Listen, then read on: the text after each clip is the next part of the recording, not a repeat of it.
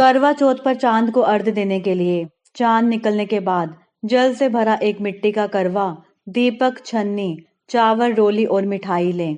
करवे में जल और कुछ चीनी के दाने डालें।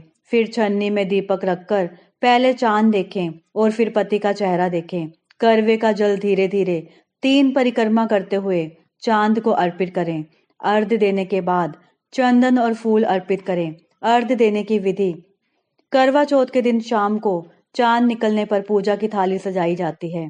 थाली में एक मिट्टी का करवा जिसमें दूध और जल मिलाया हो, जलता हुआ दीपक, चावल, रोली और मिठाई रखी जाती है।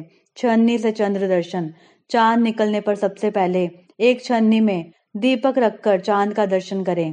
करवे से अर्घ्य। फिर चांद की ओर मुख करके हाथ में करवे लेकर धीरे धीरे 3 बार जल अर्पित करें। जल अर्पित करते समय 3 बार परिक्रमा भी करनी होती है।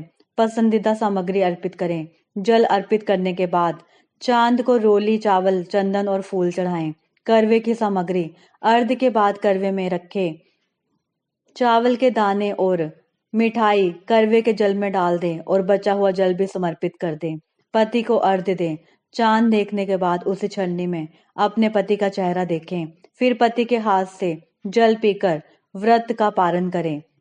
अर्घ्य हमेशा खड़े होकर और ऊंचाई से देना चाहिए ताकि जल पैरों पर न पड़े। अर्घ्य देते समय चंद्रमा को सीधे जमीन पर अर्घ्य नहीं देना चाहिए। करवा चौथ पर मिट्टी के करवे का उपयोग करना शुभ माना जाता है।